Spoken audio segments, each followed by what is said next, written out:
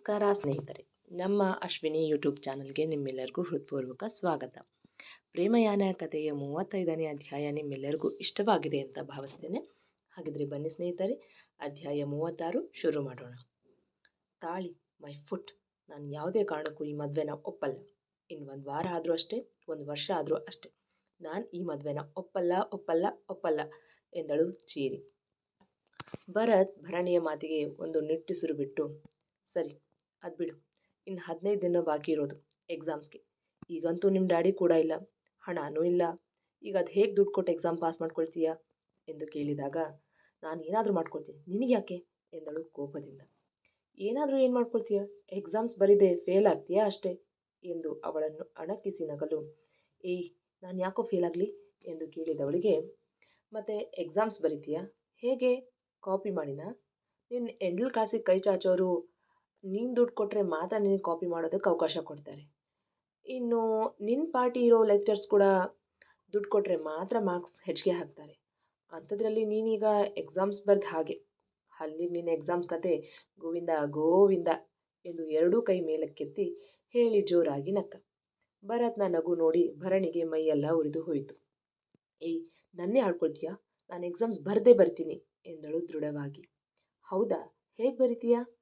ನೀನು ಕಷ್ಟಪಟ್ಟು ಓದಿ ಎಕ್ಸಾಮ್ಸ್ ಬರೆಯೋದಿಲ್ಲ ಅಂತ ಗೊತ್ತು, ಅದು ನಿನ್ನಿಂದ ಸಾಧ್ಯನೂ ಇಲ್ಲ ಬಿಡು.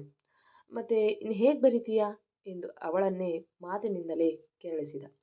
ಏ ಯಾಕೆ ಸಾಧ್ಯ ಇಲ್ಲ, ನಾನು ಕಷ್ಟಪಟ್ಟು ಓದಿ ಎಕ್ಸಾಮ್ ಪಾಸ್ ಮಾಡೇ ಮಾಡ್ತೀನಿ ಎಂದಳು ಕಣ್ಣು ಕೆಂಪಗೆ ಮಾಡಿಕೊಂಡು. ಅದು ನಿನ್ನಿಂದ ಸಾಧ್ಯ ಇಲ್ಲ ಬಿಡು ಎಂದು ಮತ್ತೆ ಅವಳನ್ನು ಕೆರಳಿಸಲು, ಯಾಕೆ ಸಾಧ್ಯ ಇಲ್ಲ, ಖಂಡಿತ ಸಾಧ್ಯ ಆಗತ್ತೆ ಎಂದಳು ಅವನ ಕಣ್ಣಲ್ಲಿ ಕಣ್ಣಿಟ್ಟು. ಹೌದಾ, ಹಾಗಿದ್ರೆ ಈ ಫೈನಲ್ ಇಯರ್ ಎಕ್ಸಾಮ್ಸ್ನ ಯಾರ ಸಹಾಯ ಇಲ್ಲದೆ ದುಡ್ಡು ಕೊಡದೆ ನೀನು ಸ್ವತಃ ಓದಿ ಎಕ್ಸಾಮ್ ಬರೆದು ಜಸ್ಟ್ ಪಾಸ್ ಆಗಿ ತೋರಿಸು ಸಾಕು, ಆಗ ನಾನು ನಂಬ್ತೀನಿ ಎನ್ನಲು ಚಾಲೆಂಜ್ ಮಾಡ್ತಿದ್ಯಾ ಎಂದು ಕೇಳಿದಳು ದಿಟ್ಟವಾಗಿ.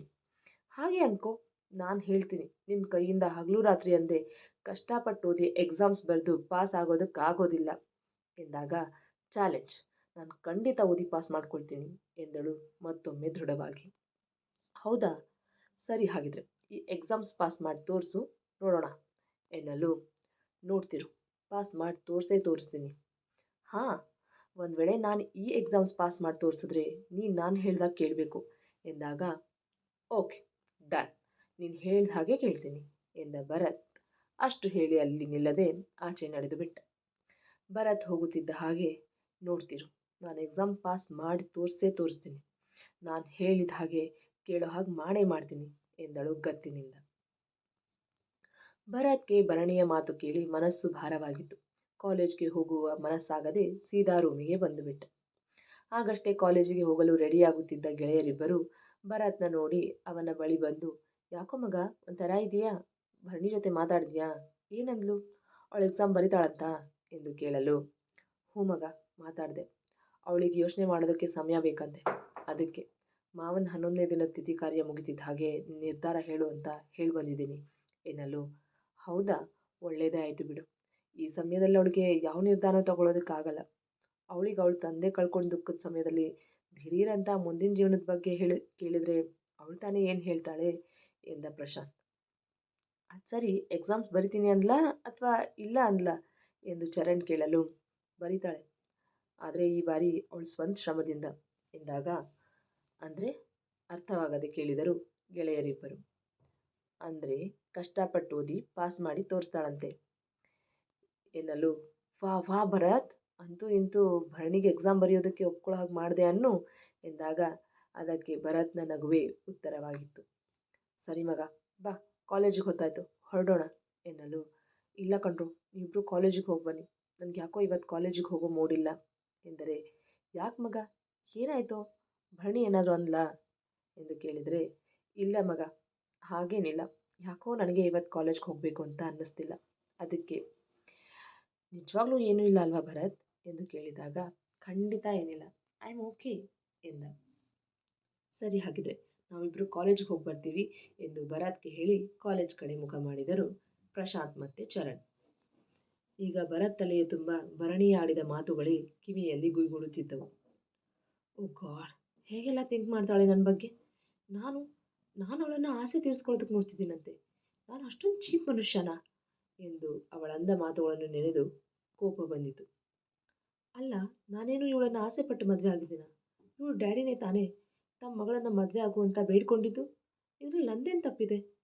Dad, mom, bro, Rajaram uncle ಎಲ್ಲರೂ ತಾಳಿ ಕಟ್ಟು ಅಂದರು ಅಂತ ಹೇಳಿದ ಕಟ್ಟಿದೆ. ಅಟ್ಲೀಸ್ಟ್ ತಾನಾದರೂ ಹೇಳ್ಬೋದಿತ್ತಲ್ವಾ ನನಗೆ ಮದುವೆ ಇಷ್ಟ ಇಲ್ಲ ಅಂತ. ಆಗ ಸುಮ್ಮನಿದ್ದು ಈಗ ಈ ರೀತಿ ಹೇಳಿದ್ರೆ ಅದಕ್ಕೆ ನಾನು ಹೊಣೆನಾ ಎಂದವನ ಮನದ ತುಂಬ ಬೇಸರದ ಛಾಯೆ. ಅವಳೇನಾದರೂ ನಿನ್ನ ಜೊತೆ ಬರೋದಕ್ಕೆ ಒಪ್ಪದೆ ಹೋದರೆ ಎಂದ ತಕ್ಷಣ ಅವನ ಮನಸ್ಸು ಅವನನ್ನೇ ಪ್ರಶ್ನೆ ಮಾಡಿತು. ಒಪ್ಪದೆ ಹೋದರೆ ಒಪ್ಪಿಸ್ತೀನಿ ಎಂದಾಗ ಅವಳು ಒಪ್ತಾಳೆ ಅಂತೀಯಾ ಎಂದು ಮತ್ತೆ ಪ್ರಶ್ನೆ ಮಾಡಿತು. ಅವಳು ಒಪ್ಪದೆ ಇರೋದಕ್ಕೆ ಕಾರಣ ಏನಿದೆ ಎಂದು ತನ್ನ ಮನಸ್ಸಿಗೆ ಪ್ರಶ್ನೆ ಮಾಡಲು, ಅವಳು ನಿನ್ನನ್ನು ಒಪ್ಪೋದಕ್ಕೆ ಕಾರಣ ಏನಿದೆ ಎಂದು ಮರು ಪ್ರಶ್ನೆ ಮಾಡಿತ್ತು ಅವನ ಮನಸ್ಸು. ನಾನು ತಾಳಿ ಕಟ್ಟಿದ್ದೀನಿ, ನಾನು ಅವಳು ಗಂಡ ಎಂದಾಗ, ನೀನು ತಾಳಿ ಕಟ್ಟಿದ ಮಾತ್ರಕ್ಕೆ ಅವಳು ನಿನ್ನ ಒಪ್ಕೊಳ್ಳೇಬೇಕಾ ಎನ್ನಲು, ಹೌದು ಒಪ್ಕೊಳ್ಬೇಕು ಎಂದವ ಕ್ಷಣ ತನ್ನ ಮಾತಿಗೆ ತಾನೇ ಚಕಿತನಾದ. ಅರೆ, ನಾನ್ಯಾಕೆ ಅವಳು ನನ್ನನ್ನು ಒಪ್ಕೊಳ್ಳಿ ಅಂತಿದ್ದೀನಿ? ಅವಳ ಲೈಫ್ ಅವಳಿಷ್ಟ, ಕರೆಯೋದು ನನ್ನ ಧರ್ಮ, ಬರೋದು ಬಿಡೋದು ಅವಳ ಕರ್ಮ ಎಂದು ತನ್ನ ಮನಸ್ಸಿಗೆ ಸಮಜಾಯಿಷಿಕೊಟ್ಟು ಸುಮ್ಮನಾಗಿಸಿದ. ಈ ಕಡೆ ಭರಣಿಗೂ, ಭರತ್ ಎಕ್ಸಾಮ್ಸ್ ಹೇಗೆ ಬರೀತೀಯ? ಕಾಪಿ ಮಾಡಿನಾ? ನಿನ್ನ ಎಂಜಲ್ ಕಾಸಿಗೆ ಕೈ ಚಾಚೋರು ನೀನು ದುಡ್ಡು ಕೊಟ್ಟರೆ ಮಾತ್ರ ನಿನಗೆ ಕಾಪಿ ಮಾಡೋದಕ್ಕೆ ಅವಕಾಶ ಕೊಡ್ತಾರೆ. ಇನ್ನು ನಿನ್ನ ಪಾರ್ಟಿ ಇರೋ ಲೆಕ್ಚರ್ಸ್ ಕೂಡ ದುಡ್ಡು ಕೊಟ್ಟರೆ ಮಾತ್ರ ಮಾರ್ಕ್ಸ್ ಹೆಚ್ಚಿಗೆ ಹಾಕ್ತಾರೆ. ಅಂಥದ್ರಲ್ಲಿ ನೀನೀಗ ಎಕ್ಸಾಮ್ಸ್ ಬರೆದ ಹಾಗೆ, ಅಲ್ಲಿಗೆ ನಿನ್ನ ಎಕ್ಸಾಮ್ಸ್ ಕತೆ ಗೋವಿಂದ ಗೋವಿಂದ ಎಂದ ಮಾತುಗಳೇ ಪದೇ ಪದೇ ಕೇಳಿಸಿದಂತಾಗಿತ್ತು. ಭರತ್, ನನ್ನ ಕೆನ್ನೆಗೆ ಹೊಡಿತೀಯ? ನಾನು ಹೇಳಿದ್ರಲ್ಲಿ ಏನು ತಪ್ಪಿದೆ? ಇಡೀ ಕಾಲೇಜ್ ಎದುರಿಗೆ ನನ್ನ ಕಿಸ್ ಮಾಡಿದೆ. ಇಡೀ ಕಾಲೇಜ್ ನನ್ನ ನೋಡಿ ಹೆದರ್ಕೊಳ್ತಿತ್ತು. ಅಂಥದ್ರಲ್ಲಿ ಎಷ್ಟು ಧೈರ್ಯ ಇದ್ದರೆ ನೀನು ಈ ರೀತಿ ಮಾಡ್ತೀಯ? ನಿನ್ನಿಂದಾಗಿ ಇಡೀ ಕಾಲೇಜ್ ಮುಂದೆ ನನ್ನ ಮರ್ಯಾದೆ ಹೋಯಿತು. ನನಗಿಷ್ಟ ಇದೆಯಾ ಇಲ್ವಾ ಅಂತ ಕೇಳಿದೆ, ನನ್ನ ಕೊಳ್ಳಿಗೆ ತಾಳಿ ಕಟ್ಬಿಟ್ಟೆ. ಈಗ ಬಂದು ತಾಳಿ ಕಟ್ಟಿದ್ದೀನಿ ಅಂತ ನನ್ನ ಮೇಲೆ ಅಧಿಕಾರ ಚಲಾಯಿಸೋದಕ್ಕೆ ಬರ್ತೀಯ? ನಾನು ಯಾವುದೇ ಕಾರಣಕ್ಕೂ ಈ ಮದುವೆ ಒಪ್ಪೋದಿಲ್ಲ. ಚಾಲೆಂಜ್ ಬೇರೆ ಮಾಡ್ತೀಯಾ? ನೋಡ್ತಿರು, ನಾನು ಎಕ್ಸಾಮ್ಸ್ ಪಾಸ್ ಮಾಡಿ ತೋರಿಸಿ ಆಮೇಲೆ ಮಾತಾಡ್ತೀನಿ ಎಂದವಳ ಮನಸ್ಸೀಗ ಸಮಾಧಾನವಾಗಿತ್ತು. ಅದಕ್ಕೆ ನೀವಾದರೂ ಈ ಮದುವೆ ಮಾಡೋದು ಬೇಡ ಅಂತ ಹೇಳಬೇಕಿತ್ತು ಎಂದಳು ಸಿಂಚನ ಭರಣಿ ಮತ್ತು ಭರತ್ ಬಗ್ಗೆ ಮಾತನಾಡುತ್ತಿರುವಾಗ. ಇದು ನನ್ನೊಬ್ಬಳ ನಿರ್ಧಾರ ಅಲ್ಲ ಸಿಂಚು. ಅತ್ತೆ, ಮಾವ, ನಿಮ್ಮಣ್ಣ ಹಾಗೆ ಭರತ್ ಕೂಡ ಒಪ್ಪಿದ್ದಕ್ಕೆ ಭರಣಿ ಜೊತೆ ಮದುವೆ ಮಾಡಿಸಿದ್ದು. ಪಾಪ ರಾಜಾರಾಮ್ ಅಂಕಲ್ ಭರಣಿನ ಮದುವೆ ಆಗುವಂತ ಕೈ ಮುಗಿದು ಬೇಡ್ಕೊಂಡ್ರು. ಅಂಥ ಪರಿಸ್ಥಿತಿಲಿ ಆಗಲ್ಲ ಅಂತ ಹೇಗೆ ಹೇಳೋದಕ್ಕಾಗತ್ತೆ? ಅದು ಅಲ್ಲದೆ ಭರಣಿಗೇನು ಕಮ್ಮಿ ಆಗಿದೆ? ಇಬ್ಬರು ಜೋಡಿನೂ ಹೇಳಿ ಮಾಡಿಸಿದ ಹಾಗಿದೆ. ನಾವೇ ಭರತ್ಗೆ ಹುಡುಗಿ ಹುಡುಕಿದ್ರು ಇಷ್ಟು ಮುದ್ದಾಗಿರೋ ಹುಡುಗಿನ ಹುಡ್ಕೋದಕ್ಕೆ ಸಾಧ್ಯ ಆಗ್ತಿರ್ಲಿಲ್ಲ ಗೊತ್ತಾ ಎಂದಾಗ, ಅದೇನೋ ನಿಜ ಅದಕ್ಕೆ, ಭರಣಿಯವರು ತುಂಬ ಮುದ್ದಾಗಿದ್ದಾರೆ ಎಂದಾಗ, ಸಿಂಚು, ಭರಣಿಯವರು ಅಲ್ಲ, ಅವಳು ನಿನ್ನ ಅತ್ತಿಗೆ, ಅಣ್ಣನ ಹೆಂಡತಿ, ಇನ್ಮೇಲಿಂದ ಅತ್ತಿಗೆ ಅಂತ ಕರಿ ಎನ್ನಲು, ಅಯ್ಯೋ ಹೋಗಿ ಅದಕ್ಕೆ, ಅವರಿಬ್ಬರು ನೆಟ್ಟಿಗೆ ಸಂಸಾರ ಮಾಡ್ತಾರೆ ಅನ್ನೋದೇ ಡೌಟು, ಅಂಥದ್ರಲ್ಲಿ ಅತ್ತಿಗೆ ಅಂತ ಕರಿಬೇಕಂತೆ, ಅದೆಲ್ಲ ಆಗಲ್ಲ ಎಂದಳು ತಲೆ ಆಡಿಸಿ. ಯಾಕೆ ಮಾಡಲ್ಲ? ನೋಡ್ತಾ ಇರು, ಅವರಿಬ್ಬರು ಎಷ್ಟು ಅಚ್ಚುಕಟ್ಟಾಗಿ ಸಂಸಾರ ಮಾಡ್ತಾರೆ ಅಂತ, ಒಬ್ರಿಗೊಬ್ರು ಬಿಟ್ಟಿರಲಾರ್ದಷ್ಟು ಪ್ರೀತಿ ಮಾಡ್ತಾರೆ ಅಂತ ಎಂದರೆ, ಅದಕ್ಕೆ ಇದಂತೂ ನಿಮ್ಮ ಭ್ರಮೆ ಅಷ್ಟೆ. ಹಾವು ಮುಂಗ್ಸಿ ಥರ ಇರೋ ಇವರಿಬ್ಬರು ಬಿಟ್ಟಿರಲಾರ್ದಷ್ಟು ಪ್ರೀತಿ ಮಾಡ್ತಾರಾ? ಸಾಧ್ಯನೇ ಇಲ್ಲ ಎಂದಳು ಸಿಂಚನ. ನನ್ನ ಮನಸ್ಸು ಹೇಳ್ತಿದೆ ಸಿಂಚು, ಅವರಿಬ್ಬರು ಒಬ್ರಿಗೊಬ್ರು ಎಷ್ಟು ಪ್ರೀತಿ ಮಾಡ್ತಾರೆ ಅಂತ ನೀನೇ ನೋಡ್ತಿರು, ಆಗ ನೀನೇ ಹೇಳ್ತೀಯ ಇವರೇ ನಾವರು ಅಂತ. ಸಿಂಚು, ನಮ್ಮ ಜೀವನದಲ್ಲಿ ಏನಾಗಬೇಕಾದ್ರೂ ಏನೇ ನಡಿಬೇಕಾದ್ರೂ ಅದಕ್ಕೊಂದು ಕಾರಣ ಇರುತ್ತೆ. ಹೀಗೆ ಆಗಬೇಕು, ಹೀಗೆ ನಡಿಬೇಕು ಅನ್ನೋದು. ದೈವೇಚ್ಛೆ ಎಲ್ಲ ಪೂರ್ವ ನಿರ್ಧಾರಿತ. ಆಯಾ ಸಮಯ ಬಂದಾಗ ಆ ದೇವರು ನಮ್ಮ ಕೈಯಿಂದ ಹೀಗೆಲ್ಲ ಮಾಡಿಸ್ತಾನೆ ಎನ್ನಲು, ವಾಟೇ ವಾರದ್ಕೆ, ಅಟ್ಲೀಸ್ಟ್ ಮನೆಗಾದರೂ ಕರ್ಕೊಂಡು ಬಂದಿದ್ರೆ ಚೆನ್ನಾಗಿರ್ತಿತ್ತು ಎಂದರೆ, ನೀನು ಹೇಳೋದು ನಿಜ ಸಿಂಚು, ಆದರೆ ಗುರುಗಳು ಹೇಳಿದ್ದಾರೆ, ಅವರಾಗೆ ಅವ್ರಿಗೆ ಹೇಳೋವರೆಗೂ ಭರತ್ನ ಮನೆಗೆ ಕರ್ಕೊಂಡು ಬರೋ ಹಾಗಿಲ್ಲ ಅಂತ ಎಂದಾಗ, ಇದೆಲ್ಲ ಯಾವಾಗ ಸರಿ ಹೋಗುತ್ತೆ ಅದಕ್ಕೆ? ನಾನಂತೂ ದಿನ ಅಣ್ಣನ ಮಿಸ್ ಮಾಡ್ಕೊಳ್ತೀನಿ. ಚಿಕ್ಕ ವಯಸ್ಸಿನಿಂದ ದೂರನೇ ಬೆಳೆದ, ಇನ್ನೇನು ನಮ್ಮ ಜೊತೆನೇ ಇರ್ತಾನೆ ಅನ್ನೋ ಅಷ್ಟರಲ್ಲಿ ಡ್ಯಾಡ್ ಅಣ್ಣನ ಮನೆಯಿಂದ ಹೊರಗೆ ಹಾಕಿದ್ರು ಎಂದು ಕಣ್ತುಂಬಿಕೊಂಡಳು. ಆಗತ್ತೆ ಸಿಂಚು, ಎಲ್ಲ ಸರಿಯಾಗತ್ತೆ, ಅದಕ್ಕೆ ಸಮಯ ಕೂಡ ಬರಬೇಕು, ನೀನು ಬೇಜಾರು ಮಾಡ್ಕೋಬೇಡ ಎಂದು ಅವಳ ಭುಜ ಒತ್ತಿ ಸಮಾಧಾನ ಮಾಡಲು, ಅದು ಯಾವಾಗ ಈ ಸಮಯ ಕೂಡ ಬರುತ್ತೋ ಏನೋ ಎಂದು ನಿಟ್ಟುಸಿರಿಟ್ಟಳು ಸಿಂಚನ. ದಿನಗಳು ಕಳೆದಂತೆ ಭರಣಿ ಈಗ ತಾನು ಎಕ್ಸಾಮ್ಸ್ ಬರೆದು ಪಾಸ್ ಆಗಬೇಕು ಎಂದು ಹಗಲು ರಾತ್ರಿ ಅನ್ನದೇ ಓದುತ್ತಿದ್ದಳು. ಓದಿನ ಕಡೆ ಗಮನ ಹರಿಸಿದ್ದ ಕಾರಣ ಅವಳಿಗೆ ಅಲ್ಪ ಮಟ್ಟಿಗೆ ರಾಜಾರಾಮ್ ಅವರ ನೆನಪು ಮಾಡಿಕೊಳ್ಳುವುದು, ಕಣ್ಣೀರು ಹಾಕುವುದು ಕಮ್ಮಿಯಾಗಿತ್ತು. ಇದರ ಜೊತೆಗೆ ತನ್ನ ತಂದೆಗೆ ಮೋಸ ಮಾಡಿದ ಗಿರೀಶ್ ಮೇಲೆ ಅಸಾಧ್ಯ ಕೋಪ. ಹೇಗಾದರೂ ಮಾಡಿ ತನ್ನ ತಂದೆಗೆ ಮಾಡಿದ ಮೋಸಕ್ಕೆ ಸರಿಯಾಗಿ ಶಿಕ್ಷೆ ಕೊಡಬೇಕು, ಅವನ ಮೇಲೆ ಸೇಡು ತೀರಿಸಿಕೊಳ್ಳಬೇಕೆಂದು ಮನದಲ್ಲೇ ಪಣ ತೊಟ್ಟಿದ್ದಳು. ಈಗ ರುಕ್ಮಿಣಿ ಕೂಡ ಭರಣಿಯ ಜೊತೆ ಓದಲು ಮನೆಗೆ ಬರುತ್ತಿದ್ದಳು. ಅವಳ ಜೊತೆಯೇ ಇದ್ದು ರಾತ್ರಿ ಓದಿಕೊಂಡು ಬೆಳಗ್ಗೆ ಹೋಗುತ್ತಿದ್ದಳು. ಹಗಲು ರಾತ್ರಿ ಅನ್ನದೇ ಭರಣಿ ಓದುತ್ತಿರೋದು ರುಕ್ಮಿಣಿಗೆ ತುಂಬಾನೇ ಸಂತೋಷ ಆಗಿತ್ತು. ಆದರೆ ನಿದ್ದೆಗೆಟ್ಟು ಓದೋದು ನೋಡಿ ಎಲ್ಲಿ ತನ್ನ ಆರೋಗ್ಯ ಹಾಳು ಮಾಡಿಕೊಳ್ಳುತ್ತಾಳೋ ಎಂಬ ಭಯ ಕೂಡ ಆಗಿತ್ತು. ಭರಣಿ, ಟೈಮ್ ನೋಡು, ರಾತ್ರಿ 2 ಗಂಟೆ ಆಗಿದೆ, ಈಗ ಮಲ್ಗು ಬಾ, ಬೆಳಗ್ಗೆ ಬೇಗ ಎದ್ದು ಓದ್ಕೊಂಡ್ರೆ ಆಯ್ತು ಎಂದರೆ, ಇಲ್ಲ ರುಕ್ಕು, ನನಗೀಗಲೇ ನಿದ್ದೆ ಬರಲ್ಲ, ಇನ್ನು ಸ್ವಲ್ಪ ಹೊತ್ತು ಓದಿ ಮಲಗ್ತೀನಿ, ನೀನೀಗ ಮಲ್ಕೋ ಎನ್ನಲು, ಭರಣಿ, ನೀನು ಹೀಗೆ ನಿದ್ದೆಗೆಟ್ಟು ಓದೋದ್ರಿಂದ ನಿನ್ನ ಆರೋಗ್ಯದ ಗತಿ ಏನು ಎಂದು ಆತಂಕದಿಂದ ಕೇಳಿದರೆ ಇನ್ನೆಷ್ಟು ದಿನ ಇದೆ ರುಕ್ಕು ಎಕ್ಸಾಮ್ಸ್ಗೆ, 1 ವಾರ ಅಷ್ಟೇ ತಾನೆ, ಆಮೇಲಿಂದ ಚೆನ್ನಾಗಿ ನಿದ್ದೆ ಮಾಡ್ತೀನಿ ಬಿಡು ಎನ್ನಲು, ಸರಿ, ನೀನು ಹೇಳಿದರೆ ಎಲ್ಲಿ ಕೇಳ್ತೀಯಾ, ಇನ್ನೊಂದು ಅರ್ಧ ಗಂಟೆ ಅಷ್ಟೇ ಟೈಮ್ ನಿನಗೆ, ಆಮೇಲೆ ಸುಮ್ಮನೆ ಬಂದು ಮಲಗಬೇಕು ಎಂದಾಗ ಭರಣಿ ನಗುವುದನ್ನು ನೋಡಿ, ಅರ್ಥ ಆಯಿತು ತಾನೇ ಎಂದು ಕೇಳಲು, ಅರ್ಥ ಆಯಿತು ಎಂದು ತಲೆ ಆಡಿಸಿ ತನ್ನ ಓದಿನ ಕಡೆ ಗಮನ ಹರಿಸಿದಳು. ಆ ದಿನ ಬಂದೇ ಬಿಟ್ಟಿತು. ರಾಜಾರಾಮ್ ಅವರು 11ನೇ ದಿನದ ತಿಥಿ ಕಾರ್ಯ ಮಾಡಲು ಎಲ್ಲವೂ ಭರತ್ನೇ ಮುಂದು ನಿಂತು ತಯಾರಿ ಮಾಡಿದ್ದ. ಭರಣಿ ಮ್ಯಾನ್ಷನ್ ಮುಂದೆ ಗಾರ್ಡನ್ನಲ್ಲಿ ಪೆಂಡಲ್ ಹಾಕಿ ರಾಜಾರಾಮ್ ಅವರ ದೊಡ್ಡ ಫೋಟೋವೊಂದನ್ನು ಇಟ್ಟು ಅದಕ್ಕೆ ಹೂವಿನ ಹಾರ ಹಾಕಿ ಅಗರಬತ್ತಿ ಹಚ್ಚಿ ಭರಣಿ ಕೈಯಿಂದಲೇ ಅವಳ ತಂದೆಯ ಫೋಟೋಕ್ಕೆ ಪೂಜೆ ಮಾಡಿಸಿದರು. ರಾಜಾರಾಮ್ ಅವರು ಪರಿಚಯಸ್ಥರು, ಸಂಬಂಧಿಕರು, ಸ್ನೇಹಿತರು, ಬಿಸ್ನೆಸ್ ಫೀಲ್ಡ್ನಲ್ಲಿರೋರು, ನಂದನ್ ಫ್ಯಾಮಿಲಿ, ಭರಣಿ ಕಾಲೇಜ್ ಫ್ರೆಂಡ್ಸ್ ಎಲ್ಲರೂ ಬಂದಿದ್ದರು. ಗಾರ್ಡನ್ನಲ್ಲೇ ಊಟದ ವ್ಯವಸ್ಥೆ ಕೂಡ ಆಗಿತ್ತು. ಹಾಗೆ ಅವರ ಹೆಸರಿನಲ್ಲಿ ಬಡಬಗ್ಗರಿಗೆ ಭರಣಿ ಕೈಯಿಂದಲೇ ದಾನ ಕೊಡಿಸಿದರು. ರಾಜಾರಾಮ್ ಅವರ ತಿಥಿ ಕಾರ್ಯ ಮುಗಿಸುವಷ್ಟರಲ್ಲಿ ಸಂಜೆಯೇ ಆಗಿತ್ತು. ಭರತ್ ಮೊದಲೇ ತೀರ್ಮಾನಿಸಿಕೊಂಡಂತೆ ಅವಳ ಜೊತೆ ಮಾತನಾಡಲು ಅವಳ ರೂಮಿಗೆ ಹೋದ. ಭರಣಿ ತನ್ನ ತಂದೆಯ ನೆನೆದು ಕಣ್ಣೀರಿಡುತ್ತಿದ್ದಳು. ಭರತ್ ಬಂದಿದ್ದು ನೋಡಿ ತನ್ನ ಕಣ್ಣೀರು ಒರೆಸಿಕೊಂಡು ಮುಖ ತಿರುಗಿಸಿದಳು. ಭರಣಿ, ನಾನು ಹೇಳಿದ್ರ ಬಗ್ಗೆ ಏನು ಯೋಚನೆ ಮಾಡಿದೆ ಎಂದು ಕೇಳಿದಾಗ, ಯಾವುದ್ರ ಬಗ್ಗೆ ಎಂದು ಕೇಳಿದ್ದಳು. ಎಕ್ಸಾಮ್ಸ್ ಪಾಸ್ ಮಾಡಿಕೊಳ್ಳಲೇಬೇಕು ಎನ್ನುವ ವಿಚಾರ ತಲೆಯಲ್ಲಿ ಹೊಕ್ಕಿದ್ದರಿಂದ ಅಂದು ಭರತ್ ಹೇಳಿದ್ದ ಮಾತುಗಳು ಮರೆತು ಹೋಗಿತ್ತು ಭರಣಿಗೆ. ಹೇಗೂ ಮಾವನವ್ರ ತಿಥಿ ಕಾರ್ಯ ಮುಗಿತು, ಇನ್ನು ಮನೆಗೆ ಹೋಗೋಣ ಬಾ ಎಂದರೆ, ನಿನಗೊಂದ್ಸಾರಿ ಹೇಳಿದ್ರೆ ಅರ್ಥ ಆಗಲ್ವಾ, ನಾನು ಅವತ್ತೇ ಹೇಳಿದ್ದೀನಿ ಈ ಮದುವೆ ನಾವು ಒಪ್ಪಲ್ಲ ಅಂತ ಎಂದಳು ಕೋಪದಿಂದ ಹೊರಟಾಗಿ.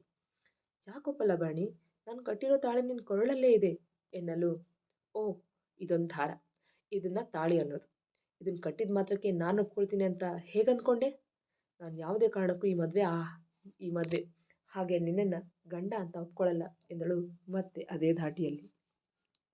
ನೀನು ಒಪ್ಪು ಬಿಡು, ನಾನು ನಿನ್ನ ಗಂಡ, ನೀನು ನನ್ನ ಹೆಂಡತಿ ಅನ್ನೋದಂತೂ ಸತ್ಯ ಎನ್ನಲು, ಅದನ್ನು ನಾನು ಒಪ್ಕೊಳ್ಬೇಕು.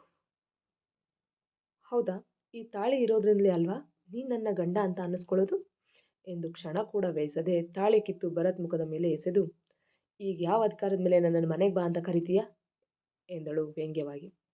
ಭರತ್ಗೆ ಕೋಪ ಬಂದರೂ ಮುಷ್ಟಿ ಕಟ್ಟಿ ತನ್ನ ಕೋಪವನ್ನು ನಿಯಂತ್ರಿಸಿಕೊಂಡು, ನೋಡು ಭರಣಿ, ನಿಮ್ಮ ತಂದೆ ಕಡೆ ಆಸೆ ಇತ್ತು, ಅದಕ್ಕೆ ನಾನು ನಿನಗೆ ತಾಳಿ ಕಟ್ಟಿದ್ದು, ಅವ್ರು ನಿನ್ನ ಜವಾಬ್ದಾರಿ ನನಗೆ ಕೊಟ್ಟಿದ್ದಾರೆ, ಆ ಹಕ್ಕಿನಿಂದ ಕರಿತಿದ್ದೀನಿ, ಮನೆಗೆ ಹೋಗೋಣ ಬಾ, ಈಗಲೇ ನಿನ್ನ ಬಟ್ಟೆ ಪ್ಯಾಕ್ ಮಾಡ್ಕೊ ಎಂದ ಸಮಾಧಾನದಿಂದ.